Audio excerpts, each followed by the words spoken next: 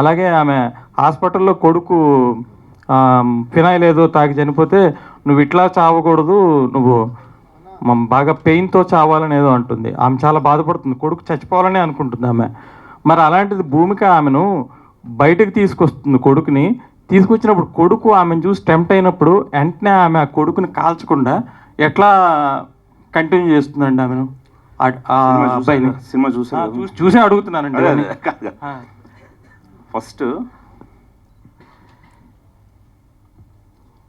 అంటే ఆమెను మొదట కొడుక్కి దీనిగా చూపించారు, ఆ తర్వాత మళ్ళీ క్లారిటీ క్లియర్గా చెప్తాను, తిరిగినే చెప్తాను. డౌట్ అండి ఇది, మీరు ఇంకో నెగిటివ్ గా తీసుకోవద్దు సార్. ఇలా డౌట్లు అడగాలి, ఒక్కొక్కరు ఒక్కొక్క రకంగా అర్థం చేసుకుంటారు సినిమాని. అందుకని నేను చాలా సహృదయంతో తీసుకున్నాను మీ కామెంట్, నాకు నచ్చింది కూడా. ఇది చెప్తే కూడా మంచిది కూడా అందరికీ, కేవలం మీకే కాదు, ఈ ఆన్సర్ అందరికీ చెప్తే మంచిది. అంటే ఆవిడ ఒక్కసారి నిర్లక్ష్యం చేసిందండి. సో తన కెరీర్ పట్ల తన కాలేజెస్ని పెంచుకోవాలనే దీంట్లో నెగ్లెక్ట్ చేసింది. సో ఆ ప్రాసెస్లోనే దారుణమైన తప్పు చేశాడు. తప్పు చేస్తే చట్టం వాడిని శిక్షించాలనే ప్రాసెస్లో వాడు చట్టాన్ని కూడా తప్పించుకొని చావుతో తప్పించుకోవాలి. చావు అనేది ఈజీ, ఎస్కేప్ అవ్వాలని చూశాడు. అప్పుడు తను అలా ఎస్కేప్ అవ్వడం లేదు. ఒరే నువ్వు అంత ఈజీగా చావకూడదు. మీ అందరూ అఘాయిత్యం చేసిన ఆ అమ్మాయే పిరికి దానిలా చావలేదురా. ఆ అమ్మాయి ధైర్యంగా ముందుకు వచ్చి మిమ్మల్ని అందరూ శిక్షించాలని చూస్తుంటే నువ్వేంట్రా పిరికి నా కొడుకులాగా అంత ఈజీగా చచ్చిపోవాలనుకుంటున్నావు? ఒరే నువ్వు చావాలి రోయ్, కానీ రోజు చావాలి, నువ్వు ప్రతిరోజు చస్తూ బతకాలి అనేలాంటి శిక్ష వేసిందండి. ఆయన చంపేయడం ఆవిడ ఉద్దేశం కాదు. ఆవిడ ఈవెన్ చట్టమైనా సరే, ఆవిడైనా సరే, మదరగా ఆవిడైనా సరే చంపితే పరిష్కారం కాదు సార్. ఈ తన కొడుకైన వాడికి కానీ ఇలాంటి కుర్రాళ్ళకి కానీ చంపితేనే పరిష్కారం కాదు. ఈ తప్పుని రూటెడ్ లెవెల్లో తుంచగలగాలి. బీయింగ్ ఎన్ ఎడ్యుకేషనలిస్ట్, ఒక కాలేజ్కి ప్రిన్సిపల్ ఆవిడది అంత దార్శనికత ఉందా దృక్పథం అండి ఆవిడ. అందుకని వాడికి రెండో ఛాన్స్ ఇవ్వాలని చెప్పి ముందు శిక్ష ఏం చేసింది, కరెక్ట్ శిక్ష పడ్డది, అయిపోయింది. కానీ అక్కడ జరగాల్సిన కరెక్షన్ జరగట్లేదు. ఎక్కడ జరగాలి కరెక్షను? జైల్లో జరగట్లేదు. వాడు ఎగ్జామే రాయట్లేదు. అదేంటి, ఆడు ఇంకా చదువుకునే వయసులో ఉన్నాడు, కానీ ఎగ్జామ్ రాయకుండా ఆడేంటి భయపడింది. అరే ఒకప్పుడు నిర్లక్ష్యం చేశాను, ఇప్పుడు నిర్లక్ష్యం చేయకూడదు అని ఆయన బయట తీసుకొచ్చి వాడి చేత చదివించాలనుకుంది, వాడి చేత ఎగ్జామ్ రాయించాలనుకుంది. ఆ ప్రాసెస్లో వాడు డ్రగ్స్కి అడిక్ట్ అయ్యి జైల్లో ఏం జరిగిందో ఇప్పుడు తెలిసింది. వాడు జైల్లోనే మొదలెట్టాడు. ఈ కోణంతో ఏ తల్లి కూడా కలలో కూడా ఊహించలేనంత పెద్ద తప్పు చేశాడు.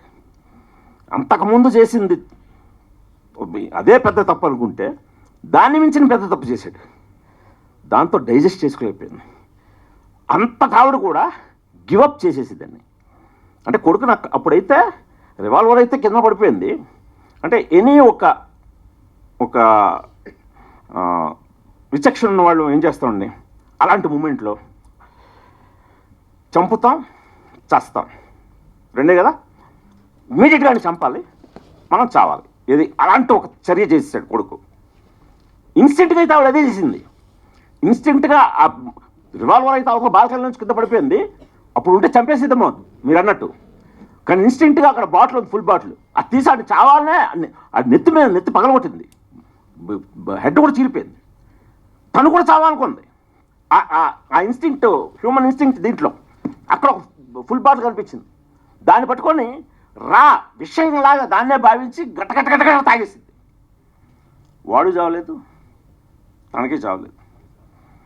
అప్పుడు నెమ్మదిగా తనకి అంటే చంపడం ఎంత నేరం, చచ్చిపోవాలనుకోవడం కూడా అంతకంటే నేరం. అప్పుడు ఒక ఎడ్యుకేషనిస్ట్గా తనకు కాన్షియస్ వర్క్ చేస్తుంది. అప్పుడు వెంటనే ఇన్స్టింక్ట్గా చచ్చిపోలేదు కదా, తర్వాత చచ్చిపోవచ్చు కదా అనుకుంటే తర్వాత విచక్షణలోకి వస్తాం. వచ్చి వాడిని బాగుపరచాలనుకున్నది ఇంక తన వల్ల కాలేదు, గివప్ చేసింది. తను చావాలనుకోవడం కరెక్ట్ కాదు అని చావుని ఇండైరెక్ట్గా కొని తెచ్చుకుంటూ అలా వదిలేసింది. ఇది కొడుకులోని మార్పుకి ఇది ట్రిగ్గర్ పాయింట్ అయింది. వాడు ఎన్నాళ్ళు తను చేసిన తప్పు, తన తాలూకు వ్యవహారం ఎలా ఉందో ఇప్పుడు అమ్మని చూస్తాడు భయం వేస్తుంది. అమ్మ ఎంతైనా వాడు బాగా పెరిగిన కుర్రాడు, మదర్ తాగుతుంటే మదర్ ఆ తాగి రోడ్డు మీద పడిపోతుంటే వాడు కాన్షియస్గా ఉండాల్సి వస్తుంది. వాడు దానికోసం మానేలేదు, కాన్షియస్గా ఉండాల్సి వస్తుంది. ఎందుకంటే తల్లిని సింగిల్ పేరెంట్, తల్లిని తీసుకెళ్ళి ఇంట్లో చేర్చాల్సి వస్తుంది. ఈ ప్రాసెస్లో ఈ వాళ్ళలో ఒక ఈ గొడవ వదిలిపోద్ది. ఆవిడకి ఏదో ఎగ్జామ్ కదా రాయాలనుకుంటుంది, అలా అని చెప్పి రాయాలనుకుంది. ఆవిడ కండిషన్ కూడా అది. ఆ కండిషన్ ప్రకారం వాడు చదువుతున్నాడు. వాడు చదవడం కావాలి, వాడికి ఇంకొక లైఫ్ అవ్వడం కావాలి.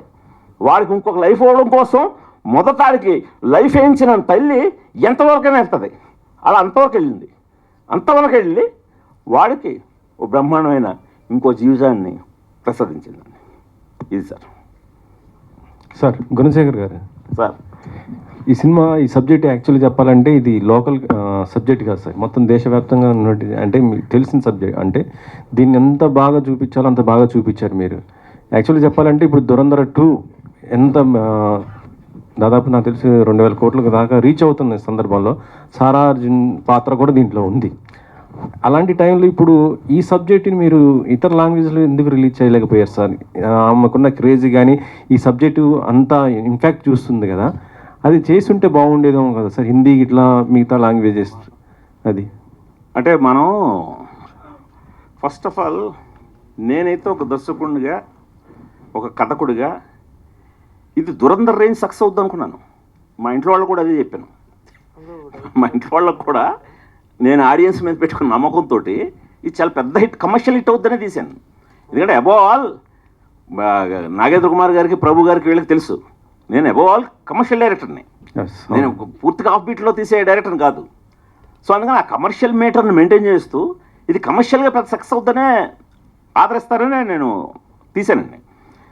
సో మీరు అన్నట్టు ఇది నేషనల్ సబ్జెక్ట్ కాదండి, ఇంటర్నేషనల్ సబ్జెక్ట్. ఇది మీరు ఈ మధ్య నెట్ఫ్లిక్స్లో పాపులర్ అయిన అడాలసెన్స్ అనే సిరీస్ వచ్చింది.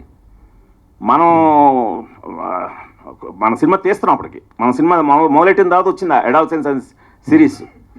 అడాలసెన్స్ ఏజ్ మీద. మరి అదే మన subject. Sensation, world wide sensation create చేసింది అది. సో అలా నమ్మాను నేను. ఇప్పుడు సారా అర్జున్కి దురంధర్ తర్వాత వచ్చిందని అంటే మనం ముందే సైన్ చేసాం కదా. మనకి దురంధర్ తర్వాత మనం రిలీజ్ అనేది ముందుగానే అనుకుని ఉంటే, ఈ రెండో పార్ట్ కూడా వచ్చిన తర్వాత అనుకుంటే, మీరు అన్నట్టు ఈ మన వాళ్ళు చూస్తారు కాబట్టి మార్కెటింగ్ వాళ్ళు, అప్పుడు కమర్షియల్గా నాకు ఇంకొంచెం పెద్ద ప్లస్ అయి ఉండేదేమో. కానీ అది అందుకని ఇచ్చేసుకోలేదు. ఇప్పుడైతే మనం యాసిడ్గా తమిళ్లో, హిందీ ఉందండి. ఇప్పుడు ఓటీటీలో నెక్స్ట్ వేరే ప్లాట్ఫామ్లో మీకు తమిళ్లోను, హిందీలోను ఇది వైడర్ ఆడియన్స్కి మాత్రం రీచ్ అయ్యే ఏర్పాటు ఆల్రెడీ జరిగిందండి.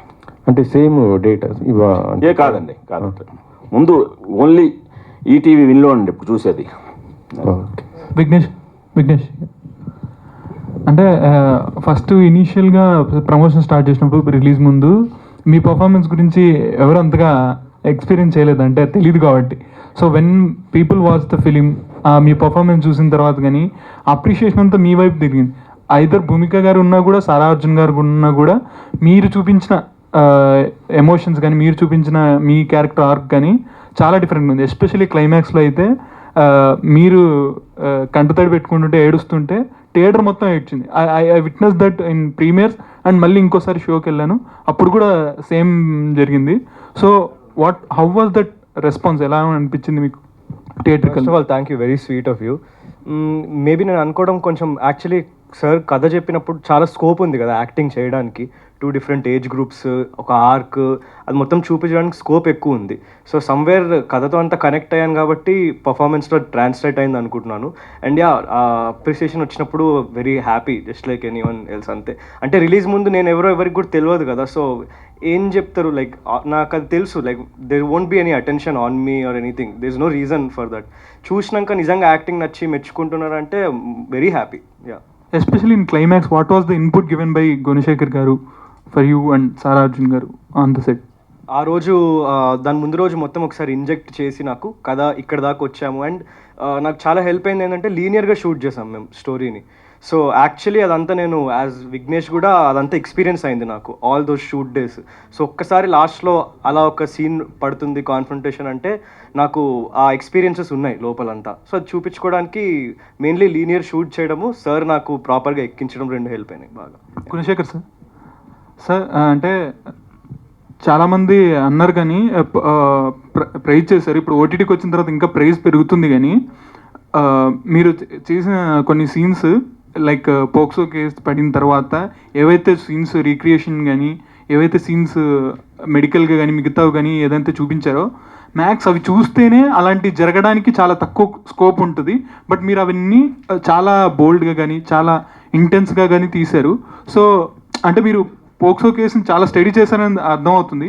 సో ఈ ప్రాసెస్ ఎలా ఉండింది సార్? అంటే ఇలాంటి సీన్స్ ఇలాగే నేను చూపించాలనుకున్నాను అనే ప్రాసెస్ ఎలా అనిపించింది సార్? అదే అండి, నేను టోటల్గా ఒక ఈ ఇన్సిడెంట్ని బేస్ చేసి తీద్దాం, దాని నుండి ఇన్స్పైర్ అయ్యి తీద్దాం అని మొదలెట్టాక అలాంటి ఇన్సిడెంట్సే చాలా జరుగుతున్నాయి ప్రతి సిటీలోనూ. సో నేను ఒక డీప్ R&Dకి వెళ్ళాను. ఆ డీప్ R&Dలో ఆ ప్రాసెస్ అంతా క్రాక్ చేశాను నేను. అసలు ఏం జరుగుతుంది మామూలుగానే, ఆ జరిగే ప్రాసెస్ చాలా ఇంట్రెస్టింగ్ అనిపించింది నాకు. అంటే వెంటనే శిక్షకి వెళ్ళిపోవటం, వెంటనే కోర్టుకి వెళ్ళిపోవటం అది రెగ్యులరే. దానికంటే బాబాయ్ ఏంటి స్టెప్ బై స్టెప్ వీళ్ళకి ఈ టెస్ట్లు కానీ ఇవన్నీ వాళ్ళు ఫేస్ చేయాలా, ఇది రేపుని మించి ఉంది కదా, అంతేదా లేదు అనేది నాకు చాలా నచ్చింది సార్. అదంతా చాలా ఎంజాయ్ చేస్తూ తీసేశారు. ఆ ప్రాసెస్ అంతా బాగా బ్యాంక్ చేసుకున్నాను. అంటే ఈ డీటెయిలింగ్ ఎప్పుడు ఆడియన్స్ మనం కరెక్ట్గా పట్టాలే కానీ ఆ డీటెయిల్స్ కరెక్ట్గా హుక్ అయితేనండి. ఈ రోజున మీరు అన్నట్టే కొంతమంది టీనేజ్ కుర్రాళ్ళు మళ్ళీ రేప్ అనే మాట ఎత్తాలంటే భయపడేలాగా ఉందండి టీనేజర్స్ అనేలాగా ఉంది సార్ ఎపిసోడ్ అని అన్నారు. అంటే రీజన్ ఏంటంటే ఇది స్టెప్ బై స్టెప్ నేను ఆ డీటెయిల్స్ని చూపించడం ఉన్నాయి. ఆ చిన్న చిన్న డీటెయిల్స్ కూడా ఏది వదలలేదు. ఇంకా నేను లెంగ్త్ కొద్దిగా సెన్సార్ కట్స్ ఇంకా కొద్దిగా తగ్గించాను తప్పితే ఇంకా మీరు చూస్తే థియేటర్లో భయం వేస్తుంది. ఎందుకంటే ఇంటర్వెల్కి బయటకు వచ్చిన వాళ్ళు ఇదే పాయింట్ మాట్లాడుకున్నారు. అంటే ఇది చూస్తే చాలు చాలా మంది అక్కడ శిక్షలే తగ్గుతాయి, ఆ క్రైమ్స్ తగ్గుతాయని మాట్లాడుకోవడం విన్నాను. యూట్యూబ్లో మీ బోటోడు ఒక కామెంట్ పెట్టండి, గవర్నమెంట్ ఈ సినిమాని కొనేసి మొత్తం భారతదేశాన్ని చూపించాలని. అది మంచిదే కదా బాబు అనుకున్నా. గవర్నమెంట్ వరకు ఎందుకు, ముందు మీరు చూడండి చాలు.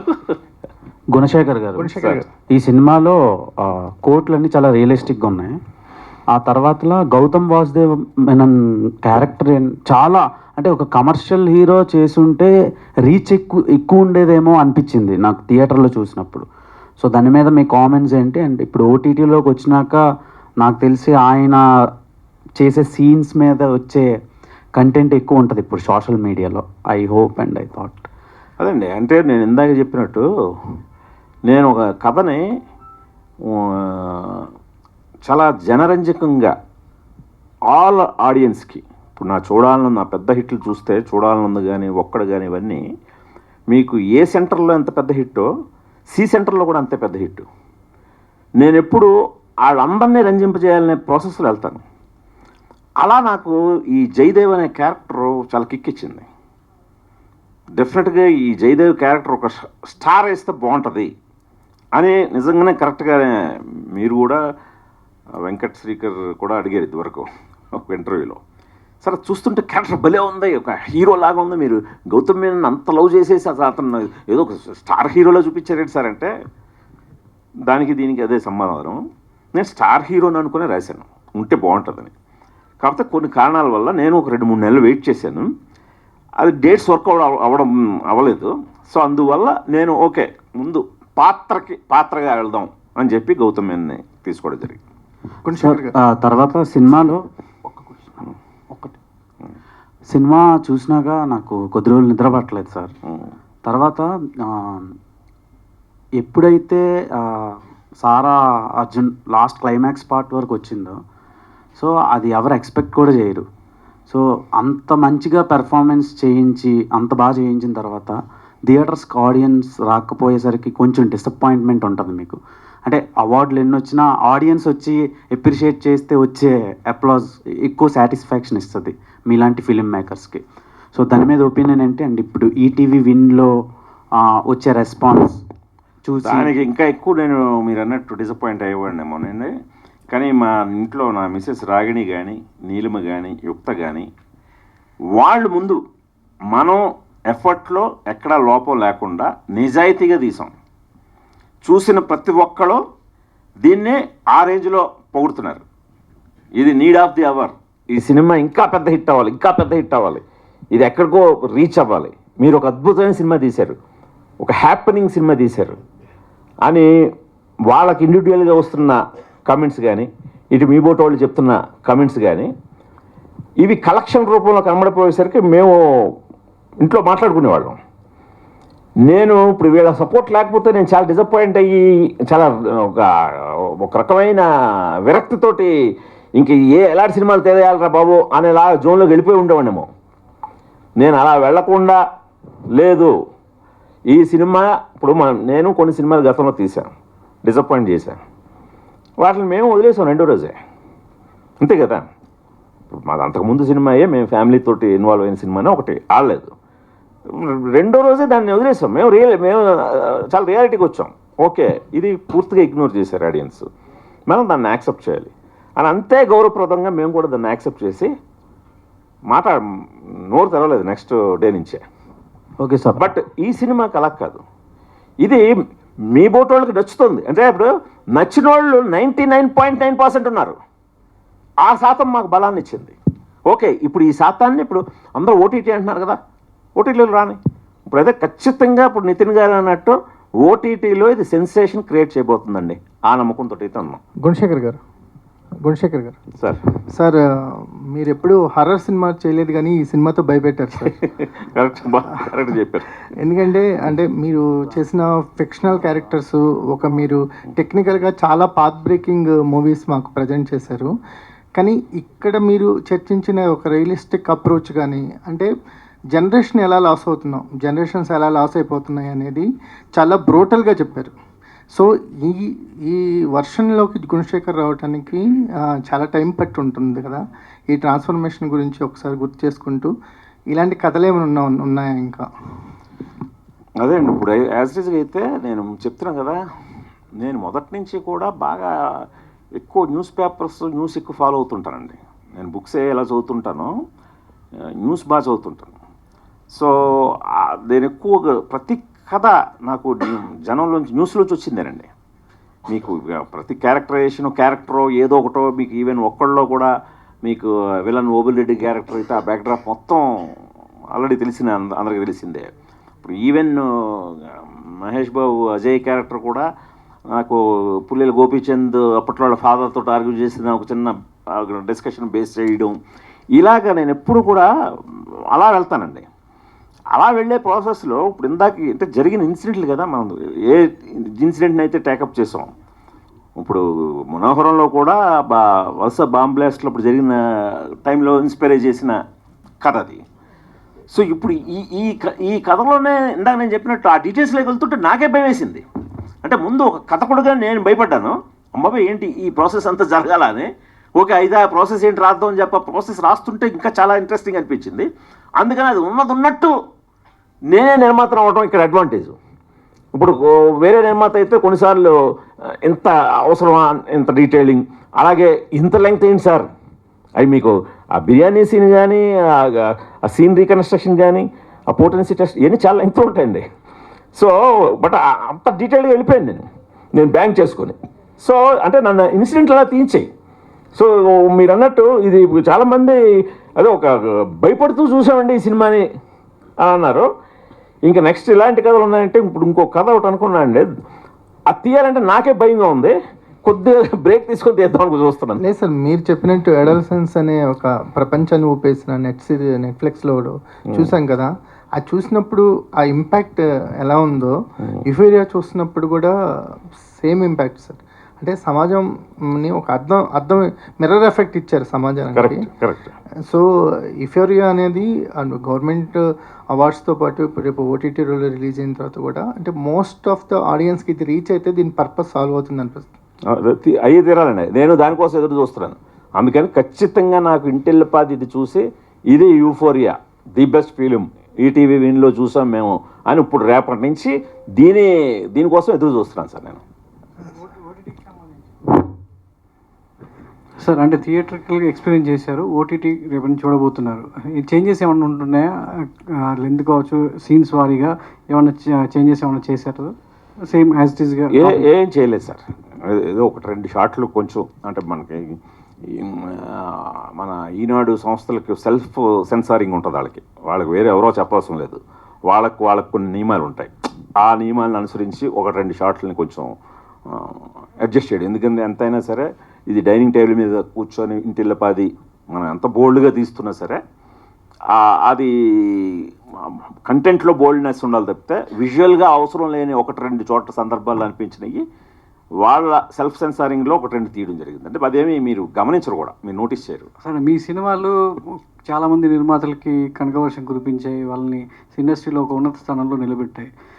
మీ కుటుంబం అంతా కలిసి సినిమా మీద ఉన్న ఒక ప్రేమతో మంచి సినిమాలు, కథాబలం ఉన్నటువంటి సినిమాలు ప్రేక్షకులకి, మనుషులకు కాదు మనసులకు హత్తుకునే సినిమాలు ఇవ్వాలని మీ ప్రయత్నం. కానీ ఎక్కడ ఆలోచించట్లేదు, మంచి కథలు ఇద్దాం అంటున్నారు. కానీ ఫ్యామిలీ పరంగా చూస్తే ఆర్థికంగా కాస్త వెనుకబడినట్టుగా అందరూ మిమ్మల్ని భావిస్తుంటారు. గుణశేఖర్ గారు ఏంటి, ఫ్యామిలీతో కూడా ఇలాంటి సినిమాలు తీసినా కానీ లాభాలు రావట్లేదు, థియేటర్గా కొంత రెవెన్యూ తగ్గిపోయిందా, ఎక్కడ నిరుత్సాహం అనేది ఎక్కడన్నా ఉంటుందా? దాని నుంచి ఎలా బయటపడుతుంటారు పిల్లలు కావచ్చు, మీ ఫ్యామిలీ అంతా? అంటే ఒక చోట కాకపోతే ఒక చోట అండి ఎప్పుడు కూడా. ఇప్పుడు ఓకే, ఇప్పుడు ఇదే యూఫోరియా విషయానికి వస్తే ఇప్పుడు ఓకే మనం థియేటర్కల్గా థియేటర్కల్గా నేనేంటి అసలు ముందు నుంచి నాకు అందరూ కూడా సార్ ఇప్పుడు థియేటర్కి కిల్ అయిపోయింది అంటుంటే నేను చాలా అపారమైన నమ్మకం పెట్టుకొని కిల్ అయిపోయిన థియేటర్లు కూడా లేస్తాయి సార్ ఈ సినిమాతో అనే రేంజ్కి నేను అపోహలో ఉన్నాను. అది ఎంత అపోహ అయినప్పటికీ ఇప్పుడు రకరకాల ప్లాట్ఫామ్స్ ఇంకా ఉన్నాయి కాబట్టి ఖచ్చితంగా దీనికి ఇది అందాల్సిన రీచ్ అయితే అందుతుందండి. ఇప్పుడు అలాగే ఇప్పుడు నేనేమి కథాబలం ఉన్న సినిమాలే తీస్తూ మన ఫ్యామిలీతోటి ఏదో హీరో ఓరియంటెడ్ సినిమాలు తీస్తే లాభాలు వస్తాయి కదా నిర్మాతలుగా అంటే అది కరెక్టే, అవి కూడా తీస్తాను. ఖచ్చితంగా నా నిర్మాతలైన నా కుటుంబానికి కనకవర్షం కురిపించే సినిమా ఖచ్చితంగా తీస్తాను. ఇప్పుడు ప్రస్తుతానికి ఫర్ ఎగ్జాంపుల్ ఇప్పుడు యూఫోరియా ఉంది, నేనే మహేష్ బాబుని చూడమని అడగలేదు, నేను ఫోన్ కూడా చేయలేదు. ఎప్పుడు కూడా నా కెరీర్లో ఎప్పుడు ఒక ఆబ్లిగేట్కి వచ్చేది.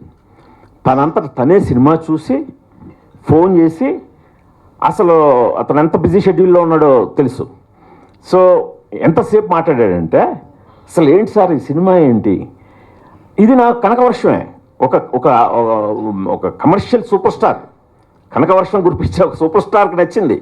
అంటే ఈ రోజుకి అతను మహేష్ చెప్పిన మాటల్లో అంటే ఎంత పెప్పీగా ఉంది, ఫస్ట్ నుంచి లాస్ట్ వరకు నేను అలా స్టన్ అయిపోయి చూశాను. ఇంత బిజీ షెడ్యూల్లో కూడా నాకు దొరికిందే ఆదివారం, జస్ట్ ఫ్రైడే రిలీజ్ అయింది, సండే చూశాడు.